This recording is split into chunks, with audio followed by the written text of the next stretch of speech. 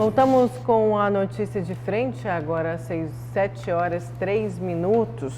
E a gente volta a conversar ao vivo com o repórter Antônio Carlos Silva, que o Antônio vai falar para a gente sobre uma pesquisa epidemiológica que ajudará o governo de Mato Grosso no planejamento das ações de saúde. Vamos entender melhor, Antônio? Explica para a gente, por favor, como que vai funcionar na prática essa pesquisa?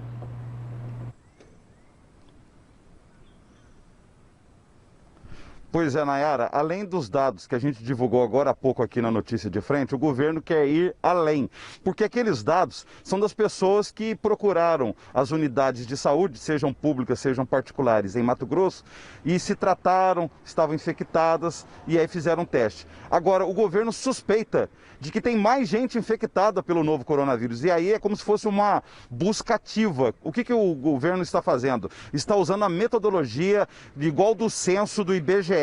Faz um sorteio pela quantidade de casas numa determinada região da cidade, são 10 municípios mato-grossenses, e aí é feita essa busca ativa. São 10 cidades, eu vou citar aqui os 10 municípios: Cuiabá, Várzea Grande, Cáceres, Sinop, Barra do Garças, Tangará da Serra, Rondonópolis, Água Boa, Juína e Alta Floresta.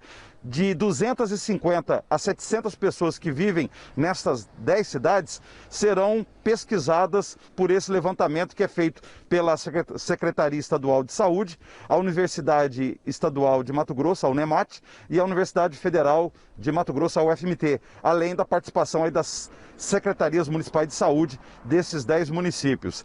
Os técnicos das secretarias, eles chegam na casa da pessoa, fazem igual aqueles recenseadores do IBGE, se identificam, perguntam se a pessoa pode colaborar com a pesquisa e aí começam a fazer uma série de perguntas sobre a pessoa e sobre a família. Se teve sintomas da Covid, se alguém foi internado, se alguém se tratou, todos os detalhes. São no total aí 52 perguntas. Ao final do questionário, a pessoa autoriza a coleta do sangue, que será feito em um exame laboratório, e após 10, 15 dias sai o resultado. E aí é uma busca ativa também de outros casos da Covid-19 que ainda não constam dos dados oficiais. A partir desse levantamento, qual que é a intenção do governo de Mato Grosso? É planejar melhor as ações, porque daqui para frente a vacina não existe ainda, não tem um remédio ainda contra a Covid-19, mas o governo precisa se planejar, porque grande parte, por exemplo, das UTIs, não só em Mato Grosso, no mundo, ainda estão reservadas a pacientes da Covid-19. E os gestores públicos querem saber como que está a pandemia, se ela está controlada, se ela caiu, e quer fazer uma projeção para os próximos meses. É uma questão de planejamento da saúde pública. Daí a justificativa dessa pesquisa que deverá ser divulgada no mês de outubro. Ela começou dia 16, a previsão é que ela terminaria amanhã, mas há uma possibilidade de prorrogação até o próximo dia 30. Nayara, Lúcio, Haroldo, e você que acompanha a notícia de frente, uma ótima terça-feira. Obrigada, viu, Antônio, para você também, toda a equipe aí, uma ótima terça-feira. Lúcio, seu destaque. Meu destaque é para falar de mais um vazamento, né, na delação do ex-deputado, ex-presidente da Assembleia, José Riva, mostrando, né, mais uma vez como era o escandaloso tamanho da roubalheira aqui em Mato Grosso, o que se processou aí durante vários anos, né? Nesse caso aqui agora é sobre um precatório, né? E a informação é a seguinte, é um destaque de hoje do jornal A Gazeta. Ao Ministério Público Federal, ex-deputado conta como o governo da época procedeu para direcionar parte de 300 milhões de reais ao empresário de factoring Valdir Piran, uma figura muito bem conhecida, né, nos meios políticos aqui de Mato Grosso. E aí a informação aqui é a seguinte, no depoimento, Riva disse que o ex-governador Blairo Maggi autorizou o pagamento de 80% de 300 milhões de reais para a construtora. No caso aí, a construtora é a Andrade Gutierrez, com o objetivo de quitar a dívida que existia, uma dívida com Valdir Piran. E aí é que ele cobrava de forma insistente o governo do Estado e a Assembleia Legislativa. E aí, Blairo Maggi teria pago 80%, e aí a informação é que, de acordo com José Riva, o ex-governador Silval Barbosa teria pago outros 40 milhões. E aí, na reportagem aqui do Pablo Rodrigo, essa declaração, ela converge, né? Ela coincide com a delação de Silval, que diz ter herdado uma dívida de 40 milhões de reais com o empresário Valdir Piran. A solução teria sido dada, né, para resolver essa parada aí com o empresário Valdir Piran. A solução teria sido dada pelo ex-secretário de Fazenda Éder de Moraes, que foi chamado por Maggi para pôr fim às insistentes cobranças, como eu falei aqui agora há pouco, as insistentes cobranças que Piran fazia no gabinete do governador e na mesa diretora da Assembleia Legislativa. Segundo Riva, a dívida que Piran possuía com o grupo político de Maggi e Silval Barbosa se consolidou em 27 milhões de reais, que foram utilizados, olha só, que também foram utilizados para a compra de eleições na mesa diretora da Assembleia Legislativa. E é um esquema aqui, de acordo com a delação, um esquema que se arrastava desde a Operação Arca de Noé, lá em 2002. A Arca de Noé foi aquela que prendeu o ex-bicheiro João Arcanjo Ribeiro.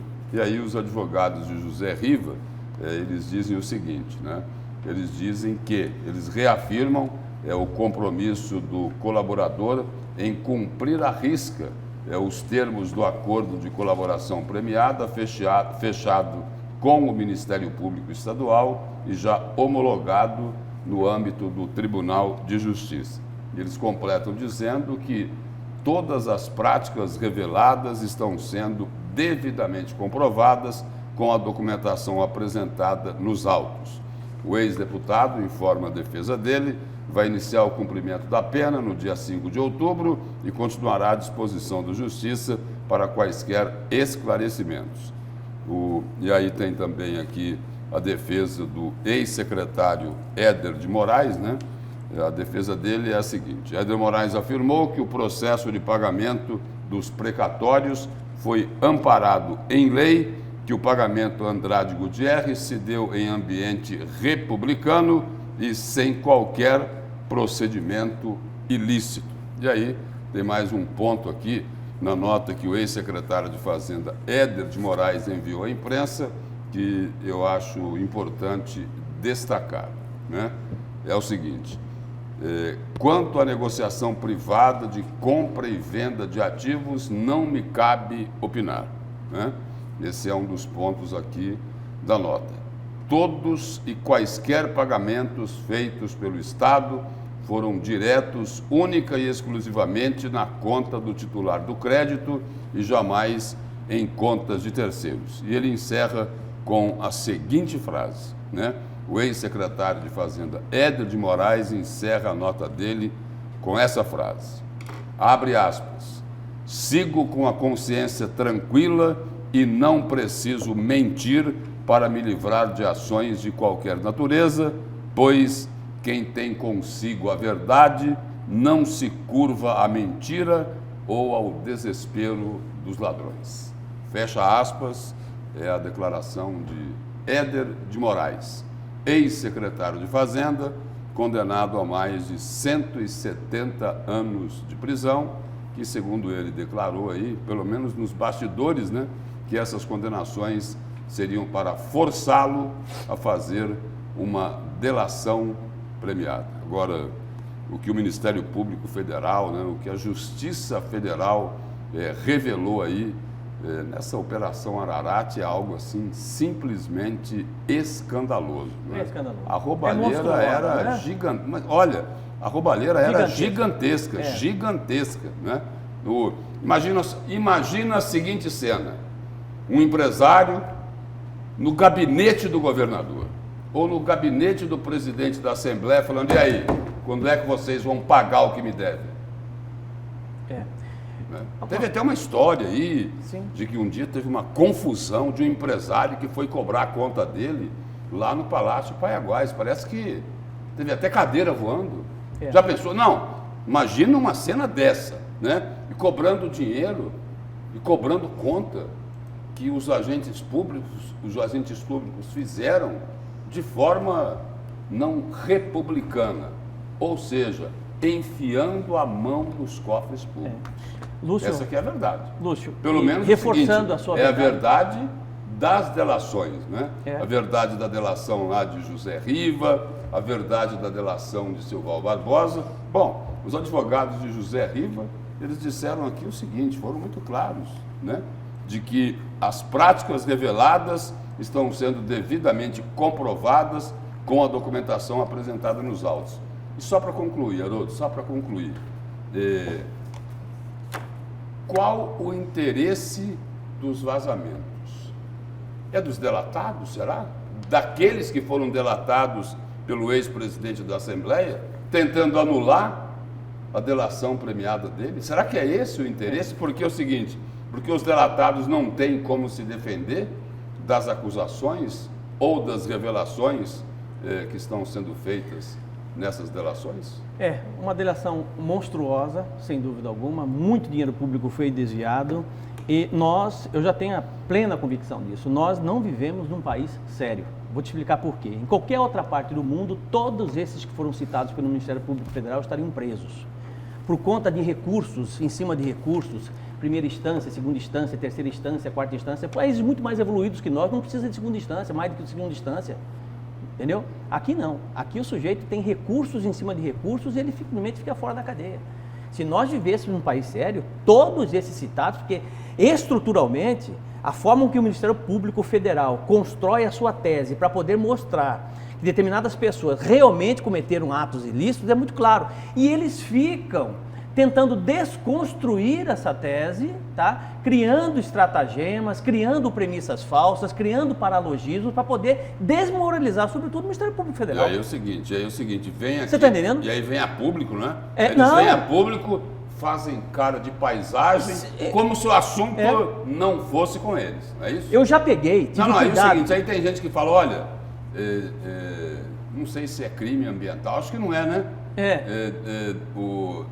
Falta óleo de peroba. Pra essa Não, mas é gente. impressionante. Não, eles são muito caras de pau, muito caras de pau. E outra, eles são muito inteligentes, né? São muito inteligentes. Só que usam para o mal. Usam para o mal, são sofistas, gente. São sofistas, pegam premissas falsas em seus argumentos, sem nenhuma estrutura. Você tem a verdade de um lado e o outro é uma enganação, serpenteiam na lei, entendeu? Buscam brechas na lei para poder ganhar tempo, porque eles sabem que determinado tempo na justiça simplesmente caduca o processo e ele fica fora da cadeia. Eles querem empurrar isso, e como tem muito dinheiro, e muitas das vezes dinheiro ilícito, porque foi desviado justamente para isso, entendeu? Contratam os bons advogados e isso vai levando até onde puder. Então, se você vê, por exemplo, a estrutura de argumento, né, da tese, a forma com que o Ministério, no caso específico do Schneider, o Schneider é uma pessoa séria, o Jefferson Schneider é uma pessoa séria, inteligente, entendeu?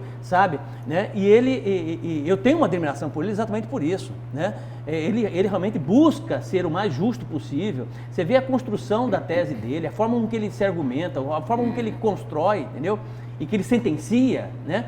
Aí você vê do outro lado uma tentativa de desconstrução, o tempo e ao mesmo tempo desmoralização do próprio Ministério Público, porque ele tenta desmoralizar. O Ministério Público tem problemas? Tem.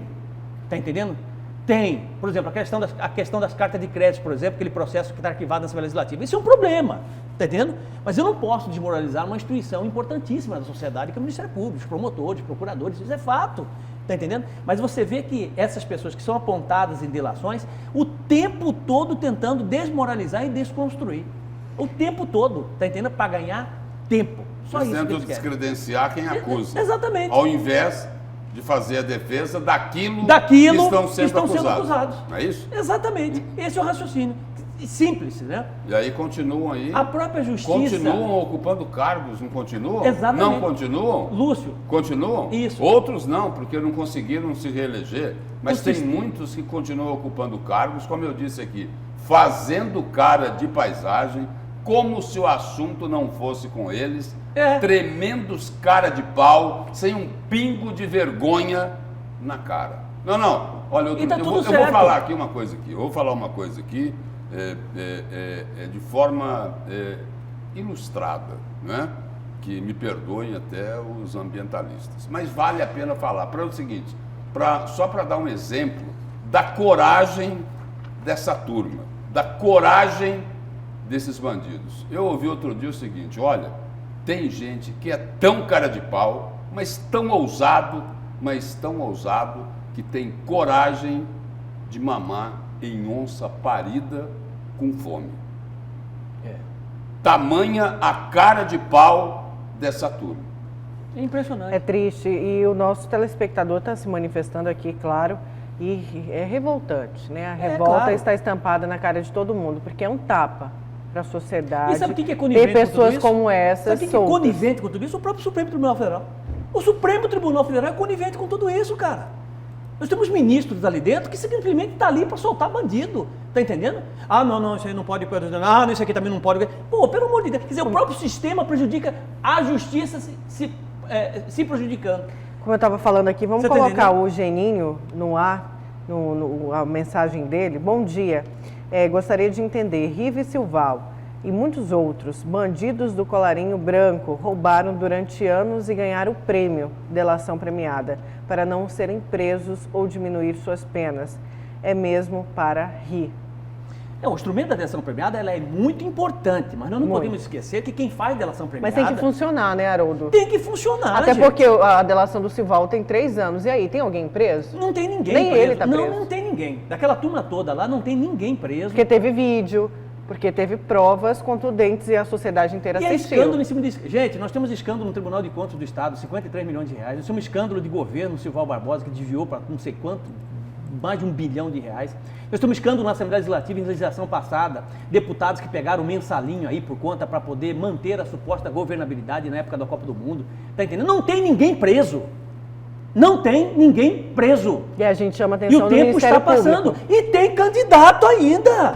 Isso que é pior. Ainda tem candidato. Quer dizer, justiça eleitoral não está funcionando porque o cara é candidato. Ele é réu. Ministério Público. Ele tem 4, 5 processos e é candidato numa boa. Cara, como é que uma justiça autoriza para a sociedade alguém que tem problema na justiça, cara, que é bandido muitas vezes, que é supostamente corrupto, que é supostamente bandido. Tem candidato aí. Pelo amor de Deus. Tem candidato aí, é o seguinte, que você não pode pedir para o eleitor, né? Para ele se orientar na hora do voto. Tem candidato aí que você não pode pedir para ele olhar o currículo. Tem que olhar a ficha corrida, né? Né? Ver o tamanho da capivara dele. Mas e depois ver o seguinte, e aí, eleitor? Não vai votar em ladrão? Pois é, aí você Você tocou vai- no ponto-chave, porque o nosso telespectador, Lúcio Ademar, ele pergunta para o Haroldo, por que a culpa é do eleitor? Esses candidatos ficha suja não deveriam nem ter direito de se candidatar. E aí tá aí, por que a culpa? Porque vota em quem é ficha suja, gente. pois é, Se a porque- justiça não toma uma providência, a sociedade tem que tomar. Como ele não tem instrução, ele não tem conhecimento, ele não tem muitas vezes condições de identificar aquele malandro de candidato que ele está ali justamente para serpentear, para poder iludir você acaba votando. Mas essa era uma função da justiça, né? Partidos, para poder não colocar à disposição como produto, entre aspas, para a sociedade, políticos que têm máculas éticas e morais, que têm processos, que têm uma série de coisas. Infelizmente, não é assim. E aí o seguinte, aí tem gente que fala também o seguinte, olha, essas delações aí, elas não estão completas, hein? Falta mais gente lá. Tem mais gente. Ainda tem muita gente que se contar, não sei se tem como se chocar mais, mas eu acho que tem sim, viu, Tem gente? um monte de empresa que está nessa Vamos. relação que até agora está tudo Mas tem quieto, pessoa não fala nada. física também. É. Vamos então, Lúcio, bom dia. Bom dia. Bom dia, Haroldo. Bom dia, Nayara, bom dia a todos. Bom dia, gente. Você fica agora com Fala Brasil. Até amanhã.